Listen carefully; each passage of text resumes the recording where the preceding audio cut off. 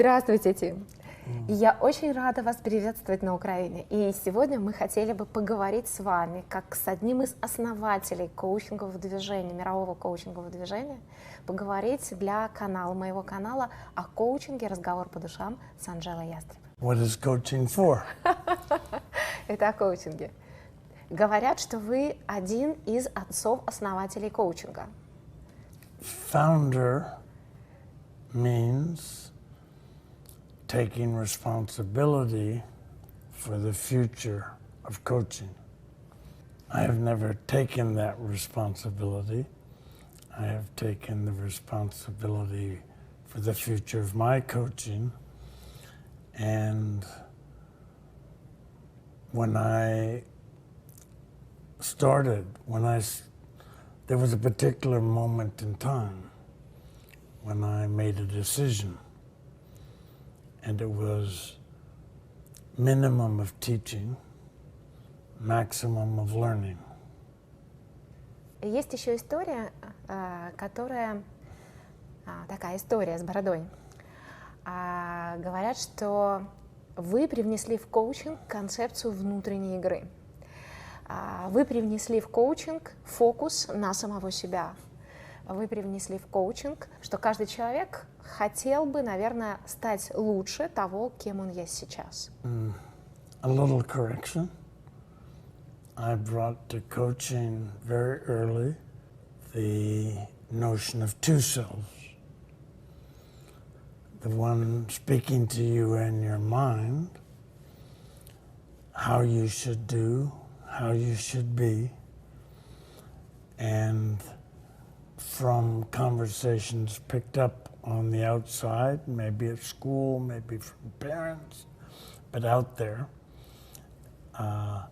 And then how the forehand should be hit. There are many, many instructions to describe that. Yes, self one, who is he talking to? You, the one that has to hit the ball. And he can learn much faster from the ball and from the results, from the ball coming and the results going. So I was interested in letting experience teach the player, not my instructions, which is what I used to use to teach. А на что вы опирались? Что взяли за основу? Как вы пришли к этому? Very easily. One day, a soldier came from a nearby soldiers' camp, and he had a very bad habit on his backhand. It was late in the day. I was tired and a little bit bored with teaching the 5 or 10 instructions necessary to change that habit. And the terrible thing happened. The soldier backhand began to correct before I started to teach. And the voice in my head said, "You lazy bum. If you had taught him first, then he improved, you would have gotten the credit, and he would have paid you happily. But if he's going to learn on his own, that undermines the economy of tennis instruction." Я вспоминаю, когда давно я занималась спортом, профессионально легкой атлетикой, и как только я пришла в спорт, я была еще совсем маленькой девочкой, и мне дали тренера, который учил меня правильно бегать, правильно стартовать, правильно финишировать, то есть делать все правильно. И он говорил мне, что я должна делать. когда у меня стало получаться, потому что 90% из тех, кто пришли вместе со мной, они отсеялись. Но когда у меня стало получаться, мне дали другого тренера. И этот другой тренер начал совсем по-другому меня тренировать. Он начал строить и создавать со мной отношения. И я хотела достигать результатов не потому, что я хотела. В тот момент я хотела встречаться с мальчиками, ходить на свидания с мальчиками, красиво одеваться, краситься, и ни о чем другом не думала. Но мне нужно было каждый день по 5-6 часов тренироваться. И я делала это только ради тренера. И я не хотела его огорчить, и я не хотела дать ему подумать, что я не ценю наши с ним отношения и его вклад в меня. И вот когда у меня появились по-настоящему значимые места на соревнованиях, значимые результаты, у меня появился третий тренер.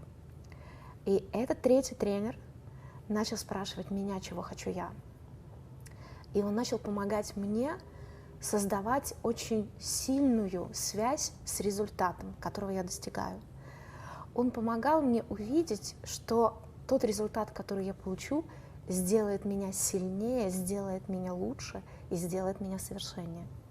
Какой из этих трех тренеров был в одной из ваших двух концепций? Вот два «я». Well, not the first, because you could learn those fundamentals from your experience. He could ask you, how did you push off when you started, and instead of telling you how you should push off. The starting of the conversation of should and shouldn't will go on forever. And it will bring into your mind the self-doubt that I may not do what I should, and I might do what I shouldn't, and that will produce a fear of judgment, fear of wrong, and make your running just a little more stiff, contracted, which will actually slow down your pace, both at the start and during the running.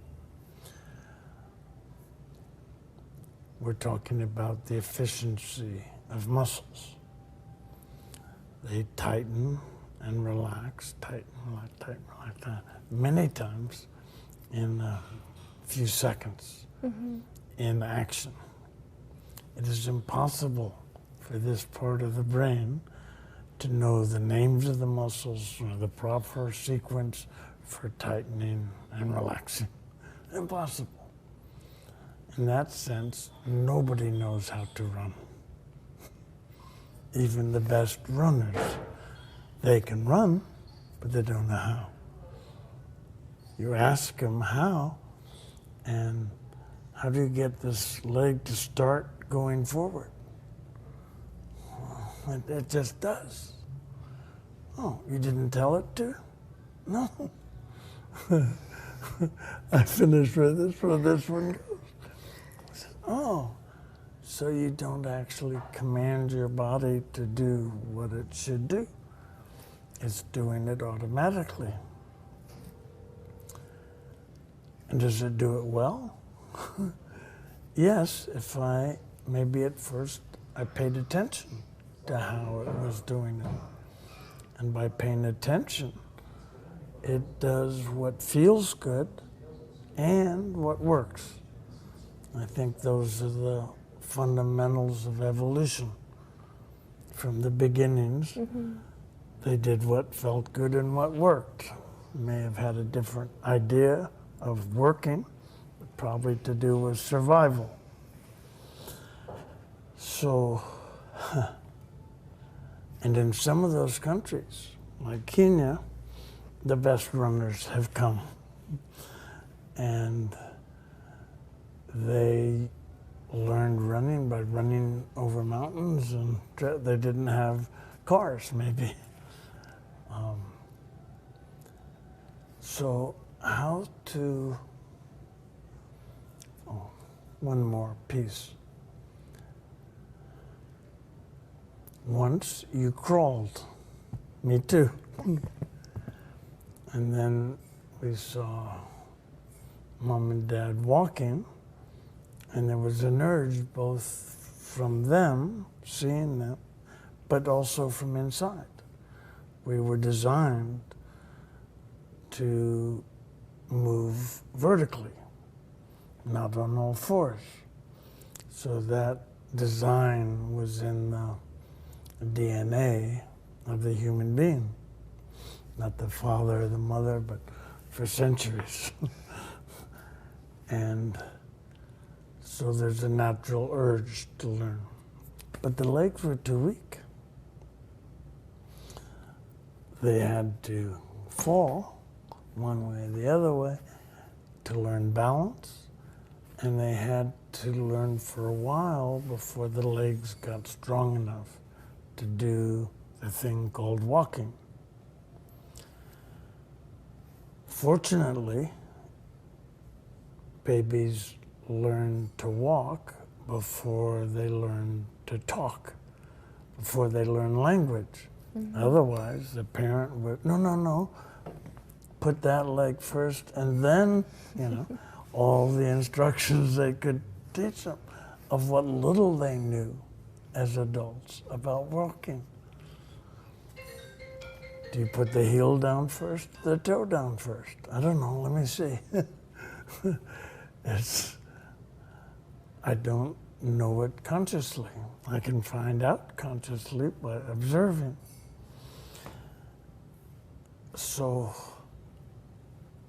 we don't trip as adults, hardly ever. Oh, I did something wrong and I fell down. It's pretty good consistency at walking. Why can't we learn the difficult things by experience? Правильно ли я понимаю, что концепция внутренней, ваша концепция внутренней игры — это про то, как получать удовольствие, достигая результатов и приобретая опыт? I look at performance as a huge category. Desired in sports, desired in business, and they think that performance can be measured by the results. It leaves out two major elements that are happening while performance is happening. While performance is happening, the person doing the performance is somewhere between misery and joy.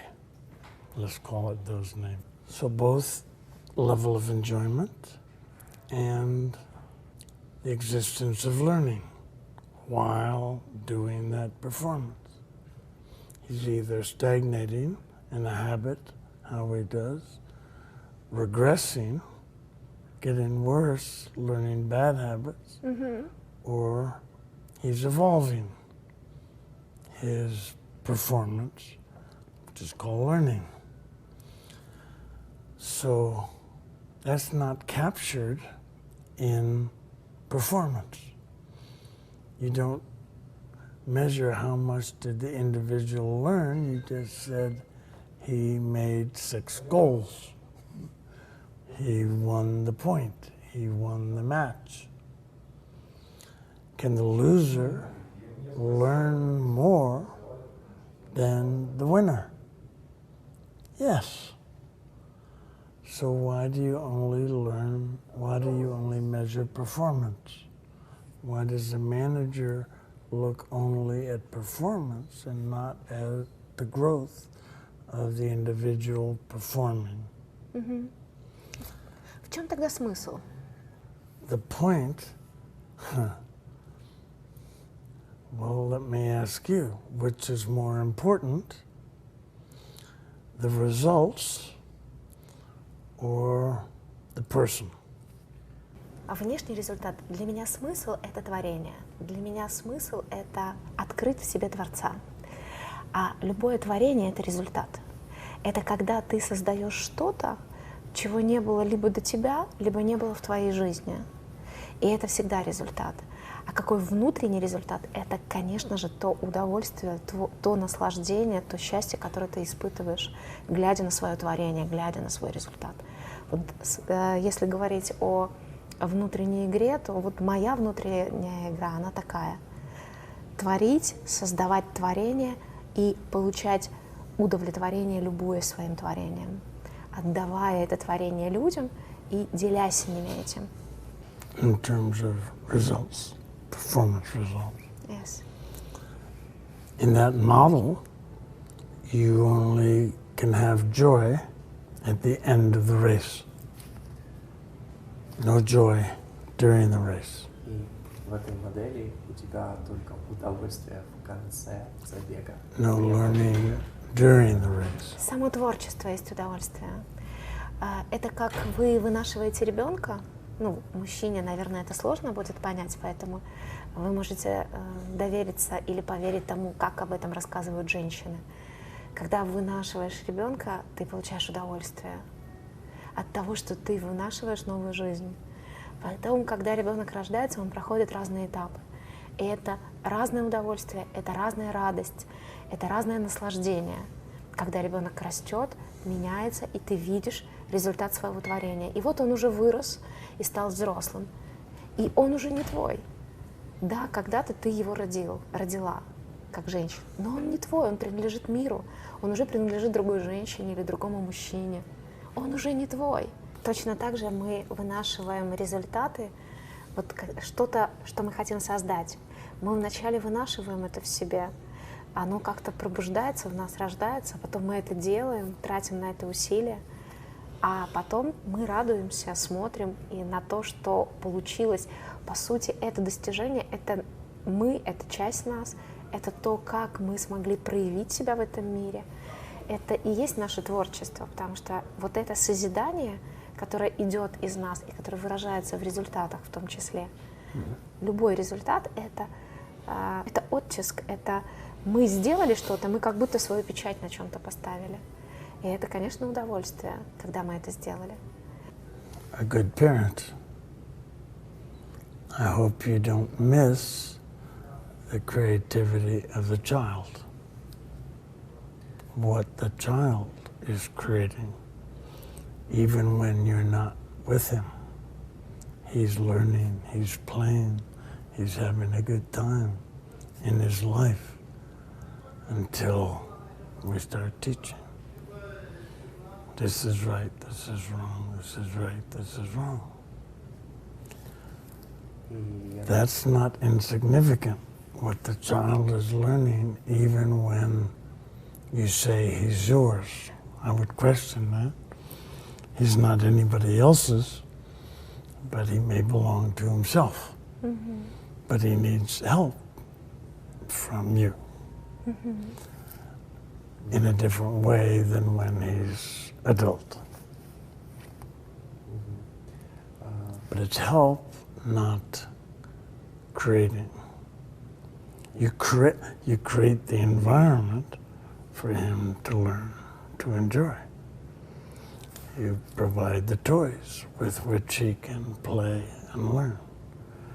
You provide the love for him so he feels that something's more important than whether his castle falls or not. I think we could maybe go to a more specific example in business. Как человек начинает играть в эту внутреннюю игру? Что происходит в его жизни? Что вдруг меняется, что он принимает решение, и я действительно этого хочу.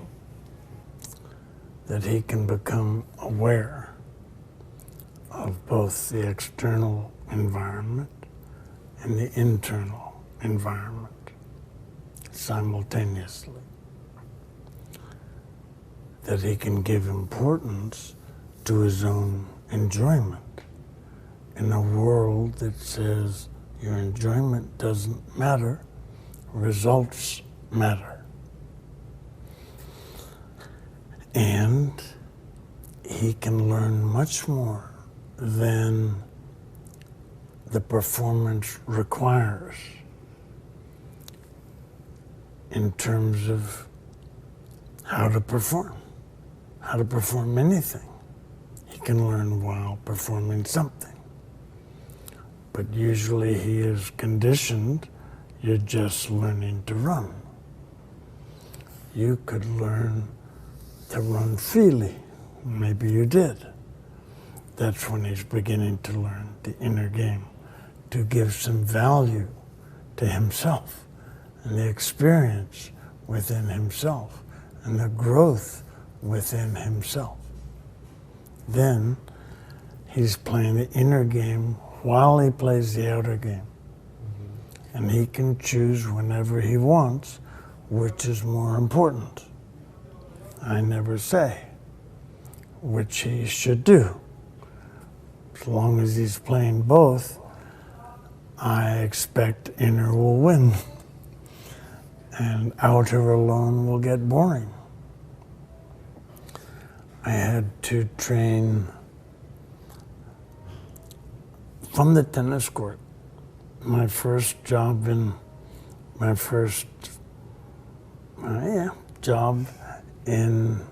corporation was with AT&T, the largest corporation in the world. Чтобы сфокусироваться на внутреннем росте, нужно принять себя, нужно понять себя и ответить на вопрос «Кто я?». Люди очень легко отвечают на вопрос «Какой я?» или «Какая я?». Но по моим наблюдениям, уже более 15 лет я занимаюсь коучингом, ответить на вопрос «Кто я?» очень сложно. И в этой связи, мне кажется, внутренняя игра — это для осознанных игроков, для тех, кто уже ответил на вопрос «Кто я?», кто ответил на вопрос «Каковы мои ценности?», что для меня важно. Что я за человек? Как вы думаете? Yes, to learn their values, not the values of the society.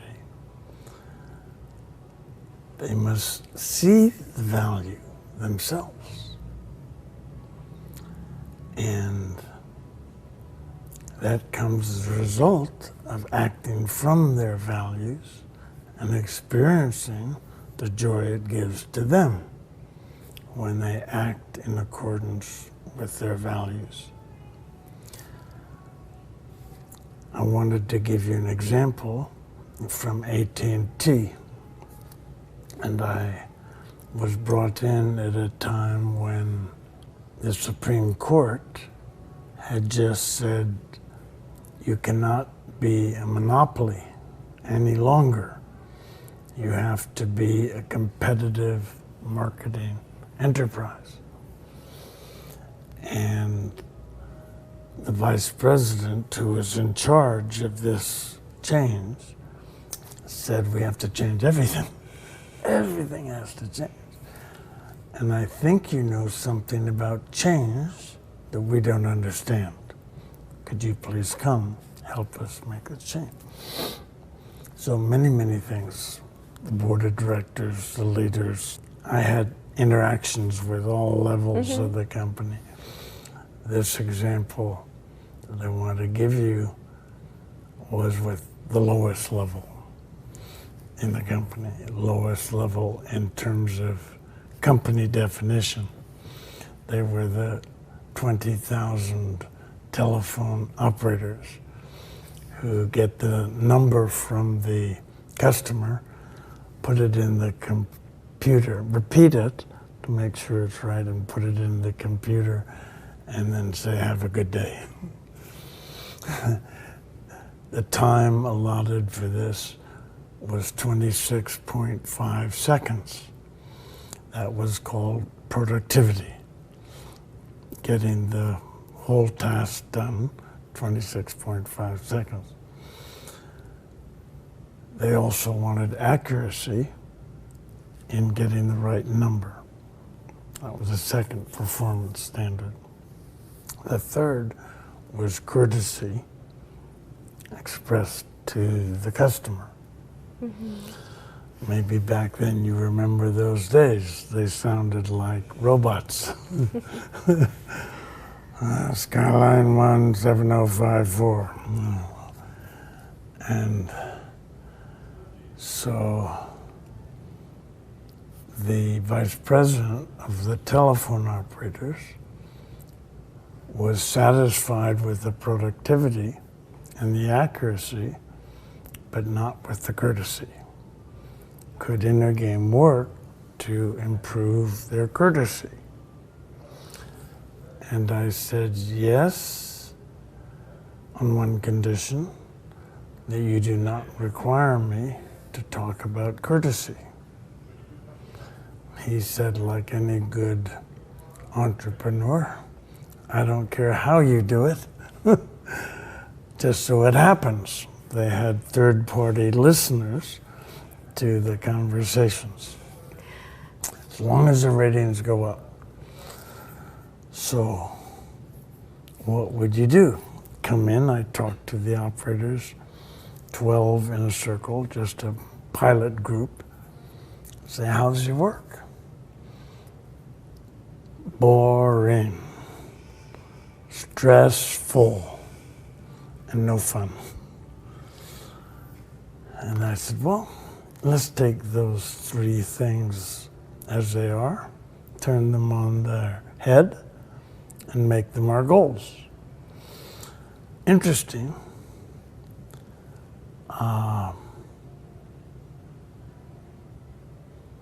Enjoyable without compromising the performance goals. So, except for the union members who said, we don't agree with those objectives. We need them a little bit angry, not enjoying their job, but angry so we can use that to get our objectives met. I said, well, you better not come in because you're liable to enjoy it yourselves. And you mean it's really going to happen? Well, you better be careful. It could. And so they all came in. And so, what do you do? Operators have been there for 20 years, taking numbers. No more conversation with another human being, only numbers. Putting it into a computer. Have a good day. Да. So, in tennis, I told people, you have to do more than watch the ball. Everybody said watch the ball. Watch the ball more closely than just watching the ball. The ball is boring. It's always round and yellow.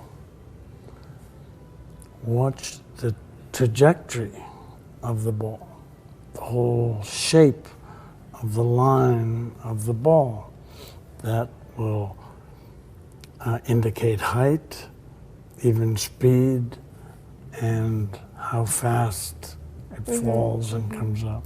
And it's like a line in a beautiful painting. No matter how badly they hit it, the curve will be beautiful.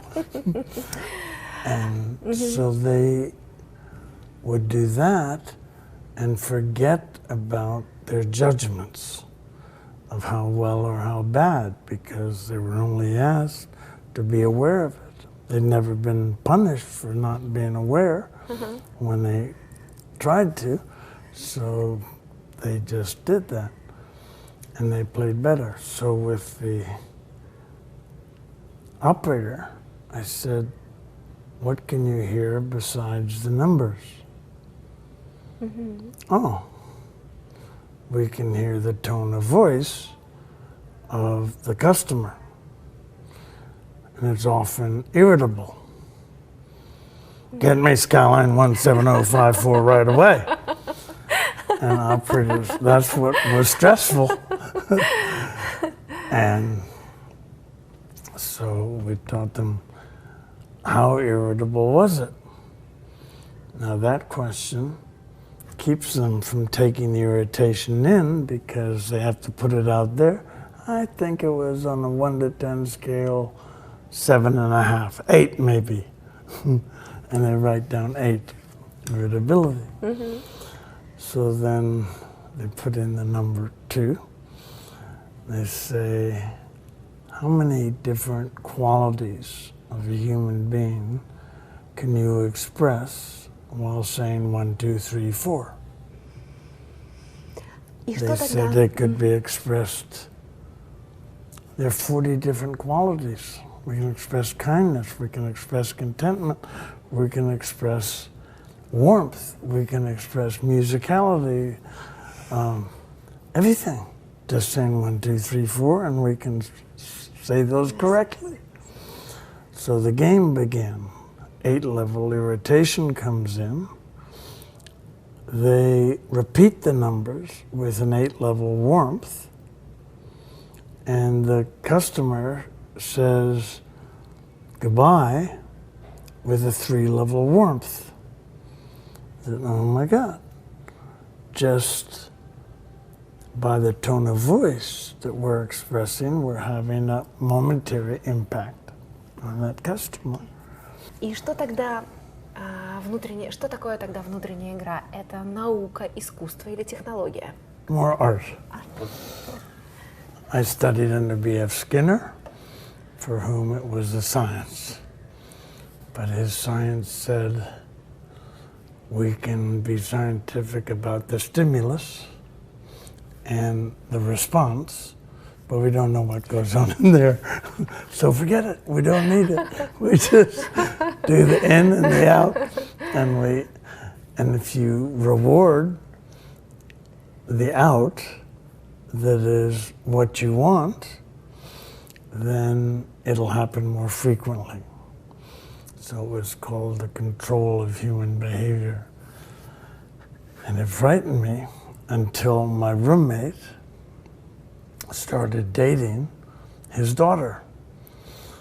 And she wouldn't wear shoes in downtown Boston. She would go barefoot in the metropolis of Boston. Mm-hmm. And nothing her father could do would change her. So I was much relieved that individual could overcome the conditioning that was happening.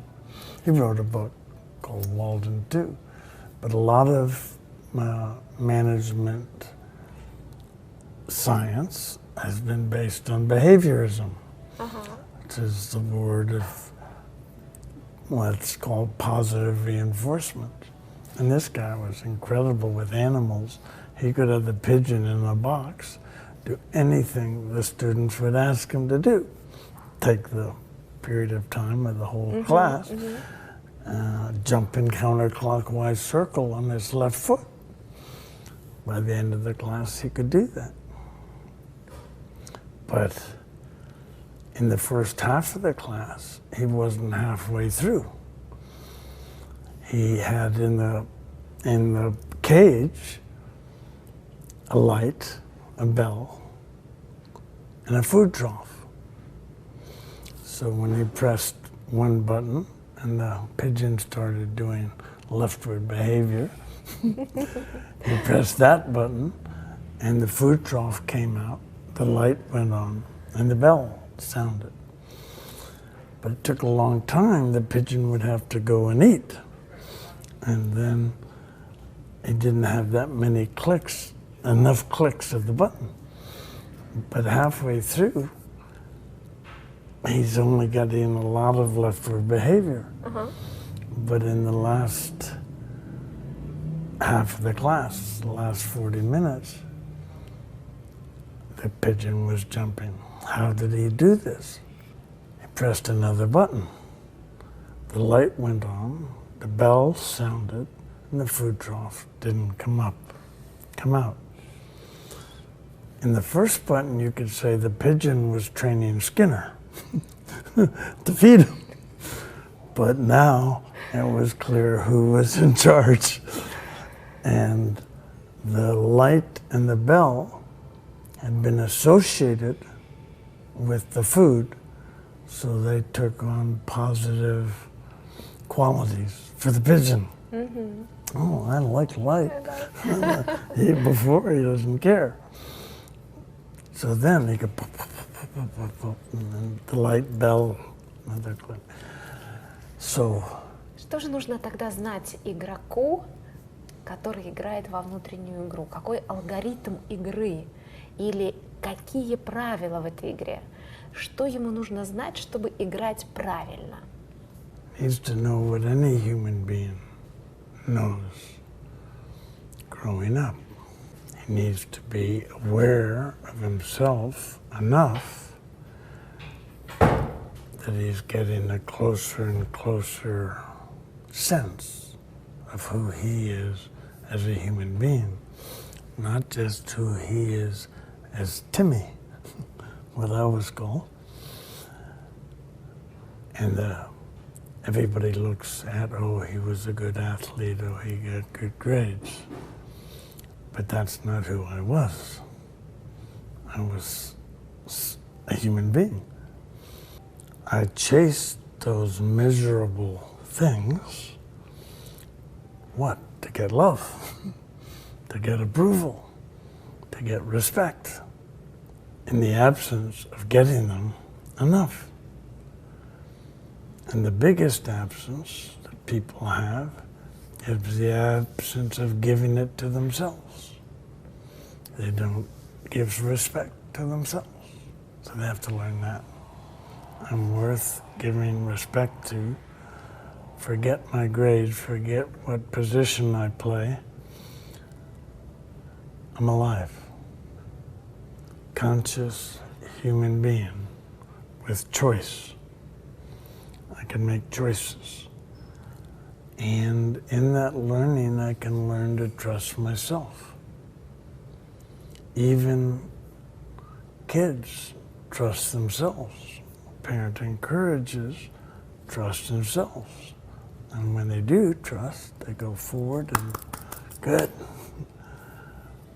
But if the parent is over-controlling, then they just trust the parent, and they didn't learn how to trust themselves. And that gets reinforced much more in education. Kids are in rows, not in the mother's arms, and not one of 3 children, and everything's for the class. And the teachers get taught how to teach.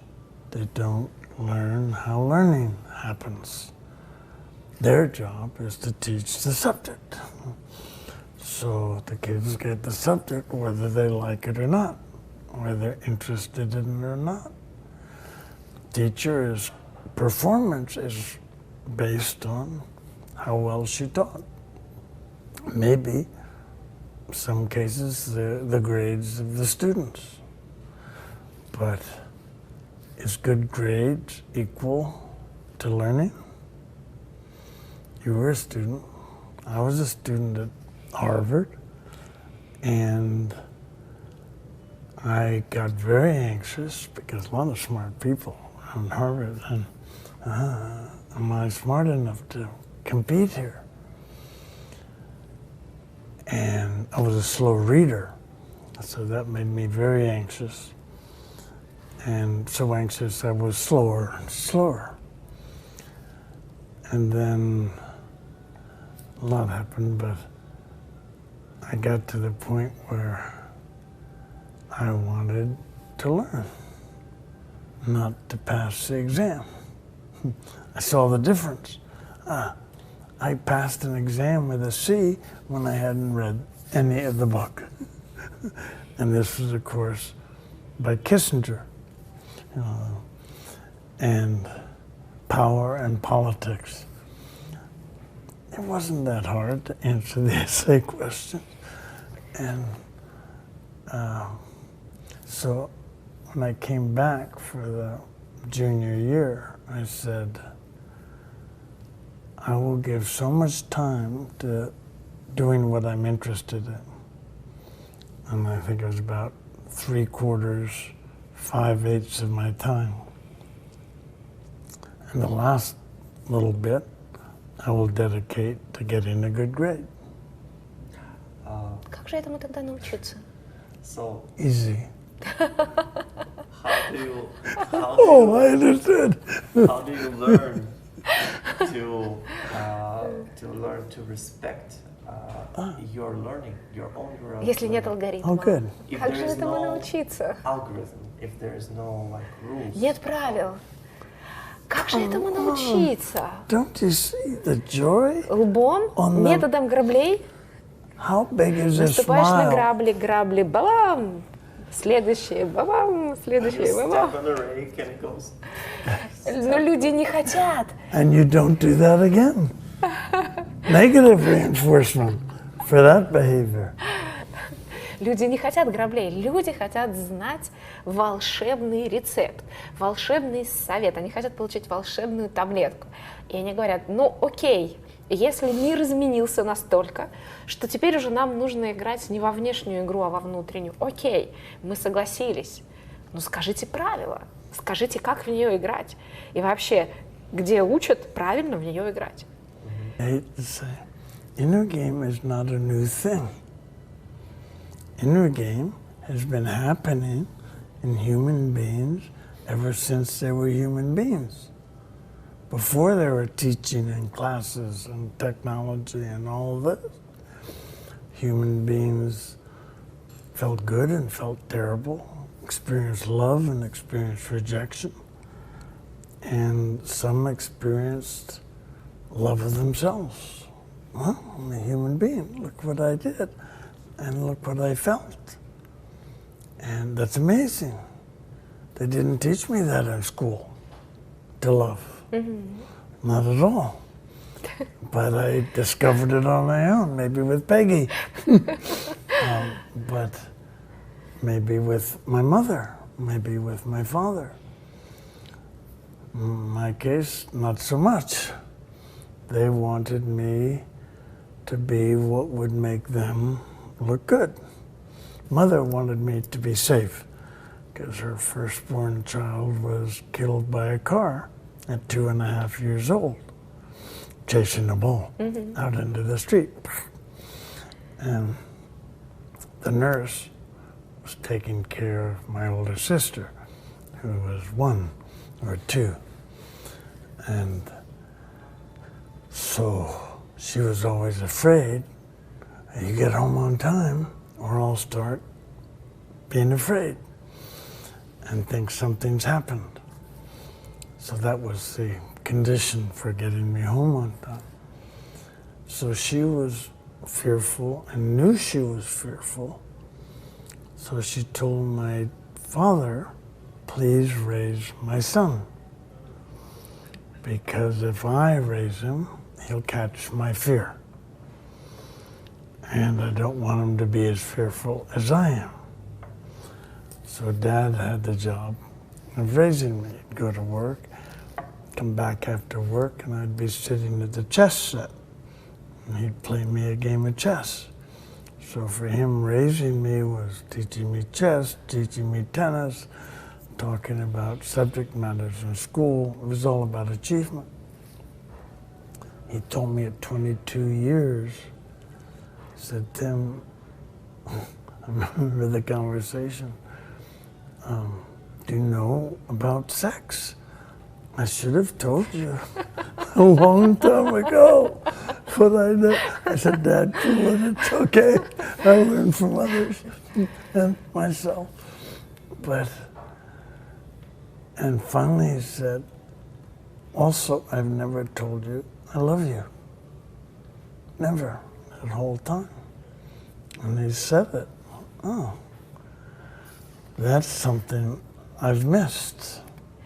Но тут я не совсем соглашусь, потому что то, о чем сейчас говорит Тим, это очень встроенные процессы. Это происходит как это сказать, помимо нашей осознанной воли. Когда ребенок рождается, его никто не учит кричать, сосать молоко, дышать. Он это умеет. Мы умеем проявлять эмоции, мы умеем проявлять чувства. Мы умеем, и нам действительно это не нужно учиться, потому что это все просто, это закодировано. Это биологический код, который работает как система внутри нас. И нам не нужно быть осознанными, чтобы дышать. Нам не нужно быть осознанными, чтобы пить. Нам не нужно быть осознанными, чтобы идти. Мы это делаем. Когда мы, хотя, конечно, мы не сразу начали ходить, а вначале ползали. Когда мы говорим о внутренней игре, то для того, чтобы, это мое мнение, что для того, чтобы в нее начать играть, тоже было бы неплохо понять правила, по которым функционирует эта игра. И что за игроки играют в нее, что есть призом в этой игре, как нужно поступать с другими и с собой, как нужно относиться к себе и к другим, как воспринимать себя и других людей, когда ты играешь в эту внутреннюю игру. Потому что внутренняя игра еще, по всей видимости, не закодирована в генокод, и люди по умолчанию не знают, как в нее играть. Что вот ты думаешь по этому поводу, Тим? Yes, it's harder. Okay. Learning somehow. She's been asking, what in the world is in her game? Она спрашивает, что же такое эта внутренняя игра? Тим, ну ты тренер по теннису, правильно? No, I was 45 years ago, but after going to AT&T, I said, wow, this is a better ground. These need learning more than the tennis players. Tennis is just a game. These guys are 8 hours a day, their lives. They think there should be work-life balance. Listen to that phrase. Oh, and they said, therefore, enjoy your weekends. That's life. Work is not. Okay. Существует легенда, Тим, есть легенда о том, что концепция внутренней игры пришла к тебе, как озарение, в момент, когда ты тренировал людей, которые обратились к тебе с просьбой научить их играть в большой теннис. И поверь, я эту легенду рассказала раз 100 тем людям, которые слушали, что концепция внутренней игры озарила Тимоти Голви в момент, когда люди, у которых никак не получалось отбить мячик, обращались к нему, и он говорил: перестаньте фокусироваться на том, что вы будете отбивать, начинайте фокусироваться на том, в какую сторону крутится мячик. Насколько правдива эта легенда, и сколько раз я обманула своих слушателей?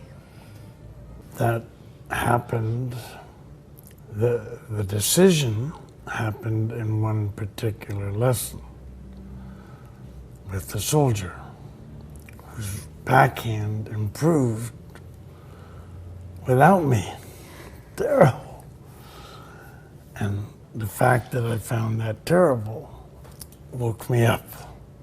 Wow, you're out here teaching, that's more important than the student learning. Where does the student learn? I've just been looking at the behavior, but the learning happens in here somewhere. Somewhere, I don't know. I asked a question I'd never asked. What's going on in here while the ball is coming? Never asked. And if I think my backhand is no good and the ball is coming toward my backhand, the ball is seen as a threat. It's going to make me make a mistake because it's coming over here. So a threat, I get into the stress mode, I fly, I go backwards, then I fight. Yeah. And it's a terrible shot. And so I say, God, I have a terrible backhand. And so a tennis pro who teaches performance can spend 2 months fixing that. And I would learn ways to do it shorter without teaching the mechanics. And I would say, I don't know what I said to, well, with that guy, the soldier, I didn't say anything. He just fixed it. I said, how did he do that? But I said, that's where I found out. So what can the coach do to facilitate learning was my question. And can help the person be more aware. Okay? By asking simple questions. Watch the ball and notice where it begins to come down. Say bounce when the ball bounces, hit when it hits your racket. That focuses attention. Specifically enough so you don't hear the bad backhand story that's going on in your head. And pretty soon I learned some tricks like just become aware of how you're hitting it. It's fine. It's the way you're hitting it. And then he'd notice, I said, how does that feel? Oh, not too good. And the guy pounds the ball because it goes so weakly. I said, well, how would you like to hit it someday? Maybe if I knew that, I could coach you towards that. He said, well, I'd like to hit it more like this. I said, is that it? No, I'd like to hit it like this. Is that it? No, I'd like to hit it like this. God damn it! And then he hits about 5 that way. If there's a... And I say to him, too bad you can't do that right now. Shocked. I'm doing what I'd like to do someday. And he goes back like that. The shock puts him back. This is how I do. I say, right, that's how you do it. Mm-hmm. Show me again how you'd like to. And he goes like this, and it goes back and forth. And then lesson ends, and he comes up shaking. So who am I? And I said, you know, it's your choice. And I think now I would answer differently. I would say, neither one. You're not your backhand. You don't have to worry that you have a bad backhand, you know? It's just, first you don't have to join because you're already playing it. There's stuff going on inside, and it goes on inside everybody. It's either helpful to you, makes you feel better, get better results, or it interferes. So there's 2 things in a human being: potential, innate potential, given. Didn't have to learn the potential. You get seeds, and you get to water the seeds and develop the potentials that you want to. Then there's interference, getting in the way. Oh, I don't think I can do that. Negative self-judgment that you picked up on the streets from kids, parents, teachers, grades, whatever. Because there's not a clear sense of who I am. Yeah. Just like you said, as a human being. And if you think it rests on performance alone, you'll be stressed, because performance is not always excellent. And so, but enjoyment can be excellent, and learning can be done from every failure. So there's no situation which you can't learn from. You may or may not get the results you desire. But if you learn, you'll learn something about getting the results you desired, both internally and externally. So inner game is not new. People have had inner for a long time. And they've also had outer. But a lot of our conditioning, outer is what's important. Only problem with that is outer is going to end. Yes? Yes. Yes. It began and it will end. So what, if anything, do I take with me? Not my backhand. I won't have an arm anymore. Yeah. But things that are more human, more permanent, like love, like contentment, like peace, like kindness. Yeah. There's so many things like that that are, it can't even be seen out. You can't really measure them. Fake kindness is very much like real kindness. Fake love is like real love.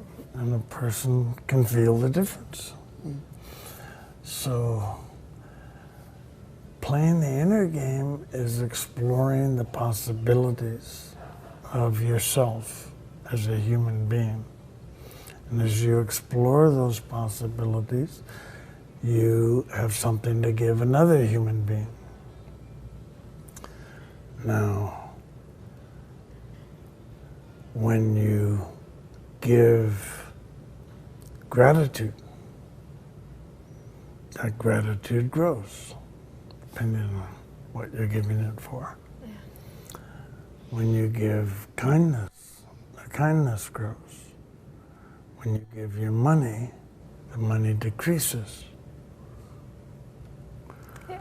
There's a little difference in the economy of money and the economy of inner human qualities. Yeah. So,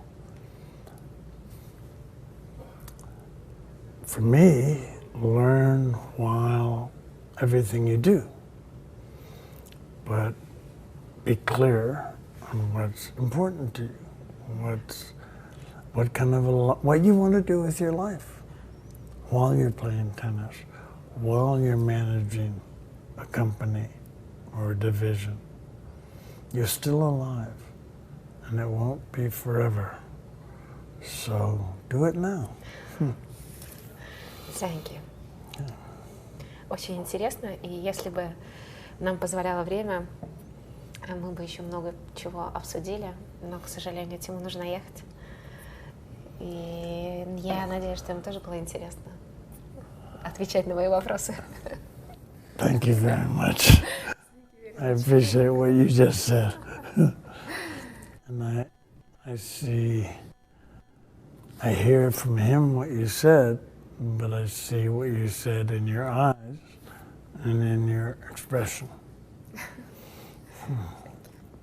And it's warmly received.